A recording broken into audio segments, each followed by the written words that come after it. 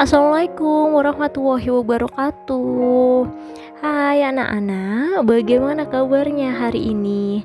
Semoga kalian semua selalu sehat dan bahagia ya. Nah, sebelum memulai pembelajaran hari ini, silahkan kalian bisa mengamati kedua gambar ini karena ini akan berkaitan dengan apa yang akan kita bahas hari ini. Nah, anak-anak, kalian sudah menemukan perbedaan dari kedua gambar ini kah? Dan kira-kira berdasarkan dua gambar ini, apa sih materi yang akan kita pelajari hari ini? Yep, betul sekali. Hari ini kita akan mempelajari tentang surat. Dan KD kali ini mengidentifikasi informasi dari surat pribadi dan surat dinas yang dibaca dan didengar. Untuk itu, materi hari ini kita akan mempelajari tentang mengenal dan memahami surat. Jadi, surat adalah sarana komunikasi untuk menyampaikan informasi tertulis oleh suatu pihak kepada pihak lain. Dan fungsi dari surat ini yang pertama adalah sebagai sarana pemberitahuan, permintaan, buah pikiran, dan gagasan. Kemudian yang kedua sebagai alat bukti tertulis. Yang ketiga adalah sebagai alat pengingat. Yang keempat sebagai bukti historis, dan yang terakhir adalah sebagai pedoman kerja.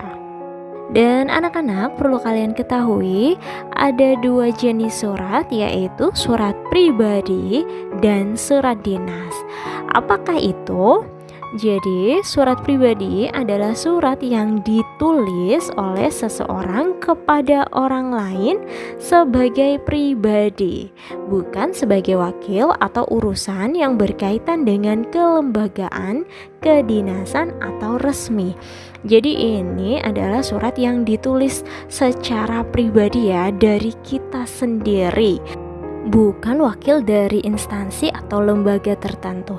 Nah, untuk surat pribadi ini isinya berkaitan dengan masalah pribadi ya, seperti menanyakan kabar untuk keperluan pribadi dan untuk tujuan komunikasi pribadi yang lain. Dan untuk macam surat pribadi itu ada dua. Yang pertama, surat pribadi bersifat perorangan. Jadi maksudnya adalah surat ini ditulis oleh seseorang yang ditujukan kepada teman, saudara, atau orang tua. Dan untuk yang kedua adalah surat pribadi yang bersifat setengah resmi. Jadi surat ini ditulis oleh seseorang yang ditujukan kepada suatu organisasi atau kantor, tapi atas perwakilan dari diri sendiri ya, bukan perwakilan dari kantor atau instansi lain. Dan ini dia contoh dari surat pribadi ya. Ini adalah surat dari Indra kepada temannya Jojo. Nah, ini kan ditujukan kepada sahabatnya atau temannya ya.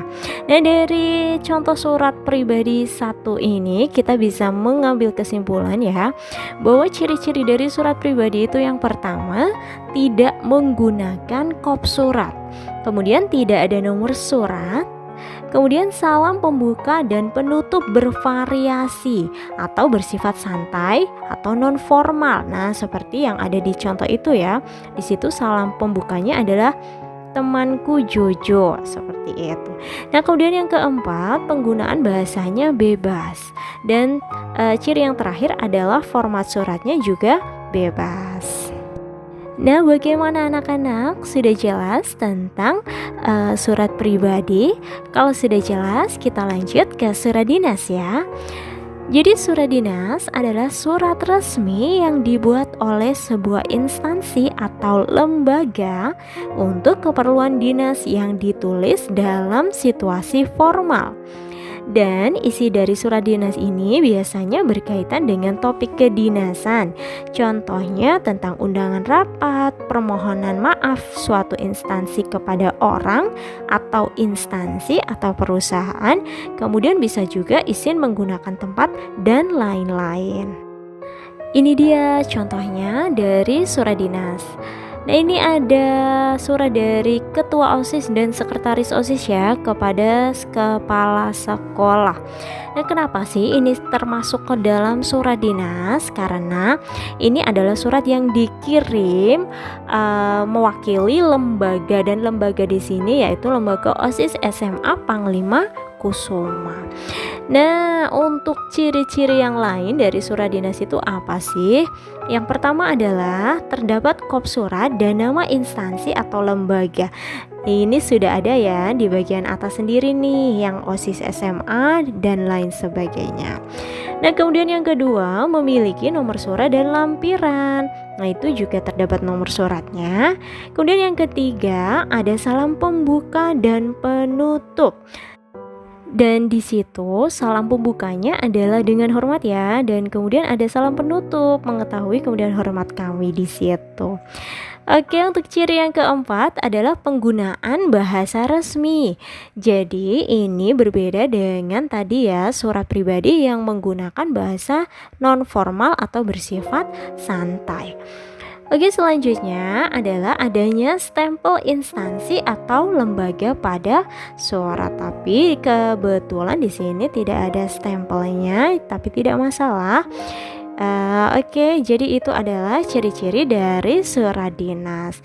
Bagaimana anak-anak? Sudah bisa membedakan antara surat dinas dan surat pribadi, bukan? Jadi anak-anak, kita bisa menyimpulkan bersama ya untuk pembelajaran hari ini. Jadi surat pribadi adalah surat dari perseorangan, dan biasanya menggunakan bahasa yang lebih santai atau bahasa yang lebih non formal. Dan untuk surat dinas itu sendiri adalah surat yang mewakili instansi atau lembaga tertentu. Dan yang pasti surat dinas ini adalah surat resmi ya anak-anak. Dan untuk surat dinas itu penggunaan bahasanya lebih formal atau menggunakan bahasa yang resmi. Dan untuk lebih memahami pembelajaran hari ini, Ibu sudah menyiapkan beberapa contoh lain dari surat. Nah, ini dia gambar yang pertama. Silakan kalian pause dan amati. Ini adalah contoh surat dinas atau surat pribadi. Dan ini dia gambar yang kedua. Silakan kembali kalian pause dan amati.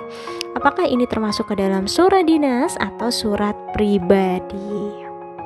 Bagaimana anak-anak? Sudah menemukan jawabannya bukan? Jika kalian sudah menemukan jawabannya, silakan komen dengan menuliskan nama, nomor presensi, dan kelas kalian masing-masing. Kemudian diikuti dengan jawaban kalian. Untuk contoh nomor 1 itu surat pribadi atau dinas, dan nomor 2 itu surat pribadi atau dinas. Sekian untuk pembelajaran hari ini. Jika ada pertanyaan bisa langsung menghubungi saya. Semoga bermanfaat, tetap semangat untuk belajar, dan terima kasih. Wassalamualaikum warahmatullahi wabarakatuh.